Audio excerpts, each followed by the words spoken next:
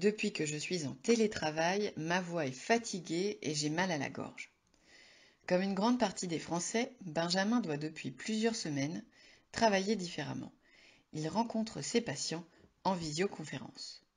Benjamin, 34 ans, est avocat et discute quotidiennement avec ses associés sur Skype. Il a constaté qu'après quelques heures d'entretien en visio, il ressentait une gêne vocale, ce qui ne lui était jamais arrivé auparavant. Que doit-il faire? Benjamin rencontre des difficultés liées spécifiquement au changement de son mode d'exercice. Nous allons tenter de comprendre ce qui lui arrive et comment il peut retrouver un confort vocal. Comment fonctionne la voix? Notre voix est un instrument à vent. Pour produire la voix, nous utilisons l'air de nos poumons qui va remonter dans la trachée et passer entre les cordes vocales, situées à l'horizontale, au milieu du cou, dans ce qu'on appelle le larynx. Nous avons deux cordes vocales qui se rapprochent et vibrent quand l'air est expulsé. On les sent en posant un doigt sur la pomme d'Adam et en faisant un « ah » qui dure quelques secondes. Le son produit est ensuite enrichi de toutes les cavités se situant au-dessus des cordes vocales, le nez, la gorge, que l'on appelle les résonateurs. Il va être articulé pour produire la parole. La voix est un acte corporel que l'on pourrait comparer à un sport. Pour qu'une voix fonctionne bien, il faut que le geste articulatoire, le geste de voix, soit équilibré et peu coûteux en énergie. Pas trop de tension, souffle bien régulé. Et que le larynx soit mobile à l'intérieur du cou. Il faut pour cela avoir une posture adaptée, une coordination adéquate entre le souffle et le son, une vibration correcte et une bonne utilisation de nos résonateurs. Il faut avoir une bonne hygiène vocale au quotidien, en particulier si on a une profession qui sollicite beaucoup la voix, enseignant, avocat, vendeur, chanteur, orthophoniste.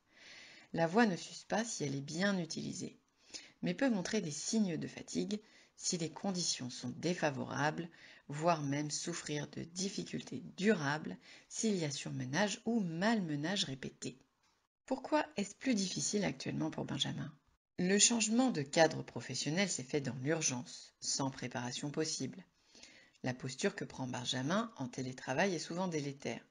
Son écran est positionné assez bas. Il se penche pour regarder et parle dans cette posture, le menton en avant ou le dos un peu voûté. Cette attitude corporelle entrave aussi la respiration, qui est moins ample que d'ordinaire. Il commence d'ailleurs à sentir des tensions au niveau des cervicales et des trapèzes. On peut aussi signaler que la situation actuelle est anxiogène, ce qui majore des tensions qui se logent facilement dans le cou, les épaules, le dos. De plus, les conditions acoustiques sont difficiles. Il y a parfois de l'écho quand Benjamin parle en visioconférence. Les interlocuteurs n'attendent pas toujours pour répondre. Il y a des bruits parasites ou des coupures de son, voire du passage dans la pièce où il travaille. De fait, cela pousse Benjamin à parler plus fort, d'autant qu'il le fait sans casque et micro. Enfin, habituellement, Benjamin pense à s'hydrater au cours de la journée, ce qu'il peut oublier actuellement. Le rythme de ses repas a également changé depuis le début du confinement. Avant de commencer ses rendez-vous en visio, vérifiez que son installation sera adaptée à la contrainte actuelle.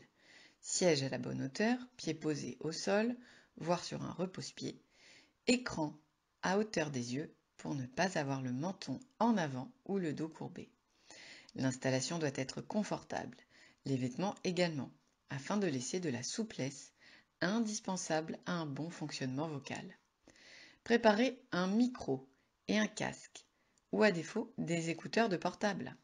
Ce paramètre est indispensable pour lui éviter de monter le son de sa voix inutilement. S'isoler suffisamment pour ne pas avoir à gérer en plus les bruits environnants, voisins, enfants. Prévoir une bouteille d'eau à proximité et commencer par quelques gargarismes pour détendre les muscles de la gorge. Faire une petite mise en route corporelle de 2 minutes. Rotation du bassin. En position debout, genoux fléchis, tournez le bassin comme pour faire du hula hoop. Rotation des poignets, des coudes et des épaules. Mouvement doux de la tête en haut, en bas, sur les côtés. mouvement doux et lent de la mâchoire en avant et en arrière sur les côtés, et de la langue, tirer et rentrer la langue 3 fois. Tous ces mouvements vont permettre un déverrouillage des articulations et favoriser une posture adaptée. Il peut aussi faire bouger les yeux en haut, en bas, à droite, à gauche. Soufflez tranquillement en comptant mentalement jusqu'à 10. Bloquez légèrement, puis relâchez ses abdominaux et sa gorge en laissant l'air revenir tout seul sur les 5 secondes suivantes. Faire quelques bruits de sirène de voiture de police avec sa voix, sur un ou, par exemple, pour la chauffer tranquillement. Pendant les entretiens en visio, Benjamin va pouvoir ménager sa voix. Pour cela, voici quelques pistes. Il faudra veiller à ne pas augmenter le volume de sa voix au fur et à mesure de la conversation. Pour cela, il faut s'assurer aussi de bien entendre les correspondants, sous peine de hausser le ton. Laissez des pauses suffisamment longues pour assimiler ce que l'interlocuteur dit, puis pour être assuré que son interlocuteur a bien compris ce que lui-même a dit, malgré les probables difficultés techniques. Écho, décalage de quelques secondes entre le son et l'image, chevauchement des temps de parole. Parlez plus lentement, en exagérant légèrement l'articulation et en prenant plus le temps entre les phrases. S'appuyer sur de la gestuelle pour renforcer certains propos. Profitez de ces micro-pauses pour relâcher ses abdominaux en favorisant ainsi des reprises inspiratoires douces. Le diaphragme de Benjamin est probablement en tension permanente en ce moment, ce qui ne favorise pas une respiration adaptée à la voix. Boire régulièrement afin d'éviter l'assèchement des parois de la gorge, cela permet un meilleur fonctionnement vocal. Faire de discrètes bascules du bassin d'avant en arrière, ce qui va aider à retrouver de la verticalité et de la mobilité, indispensable pour un fonctionnement vocal optimal. Entre deux rendez-vous ou lorsque la caméra est désactivée, Benjamin pourra se lever, faire quelques mouvements de la tête, des épaules, voire des automassages des trapèzes afin de soulager les éventuelles tensions corporelles qui sont néfastes pour la voix. Il pourra s'étirer lentement et en pleine conscience et refaire l'exercice de respiration expliqué précédemment. Souffler lentement, bloquer doucement, puis relâcher les abdominaux en laissant l'air remplir spontanément les poumons. Tout ce qui va libérer le mouvement, redonner de la verticalité et de la mobilité est important pour la voix. Évidemment, les éléments habituellement nuisibles pour le fonctionnement vocal sont à éviter. Alcool, tabac, climatisation ou chauffage mal réglé ou air trop sec. Le reflux gastro-œsophagien aussi. Une bonne hygiène alimentaire, une bonne condition physique et un sommeil régulier favorisent également une voix de qualité, tout comme les activités psychocorporelles qui vont aider à réguler les tensions. Relaxation, méditation de pleine conscience, sophrologie. Quels sont les signes du forçage vocal ? Benjamin a spontanément senti que sa voix était mise à rude épreuve. Plusieurs signes peuvent alerter sur un éventuel surmenage ou malmenage vocal. On a la gorge qui gratouille ou qui chatouille, ou plus exactement, cela gratte au milieu du cou, derrière la pomme d'Adam, c'est-à-dire à la hauteur des cordes vocales. La gorge est sèche, la voix commence à être un peu plus rauque ou grave et l'on sent une fatigue à force de parler. Parfois, le fait de parler longtemps entraîne des tensions, principalement dans le haut du corps, voire des douleurs, ou l'impression que la gorge est serrée. On peut aussi avoir une impression d'étouffement ou un manque d'efficacité de la voix. Le surmenage survient lorsque l'utilisation de la voix est trop intense, dans la durée ou l'intensité, si l'on parle trop fort. Et le malmenage est souvent lié à un mauvais geste de voix, posture inadaptée, gestion du souffle, peu propice à la voix. Dans le cas de Benjamin, comme beaucoup d'autres télétravailleurs non préparés à ce nouveau cadre professionnel, il est important de prendre en compte les contraintes actuelles et d'aménager autant que possible l'espace de travail.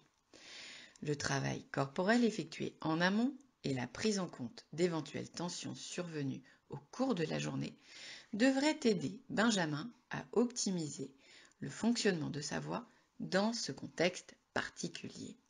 Si des difficultés vocales semblent s'installer durablement, voix plus grave, moins puissante, gêne au niveau de la gorge, il est nécessaire d'en parler au médecin traitant qui orientera vers un ORL, otorino-laryngologiste.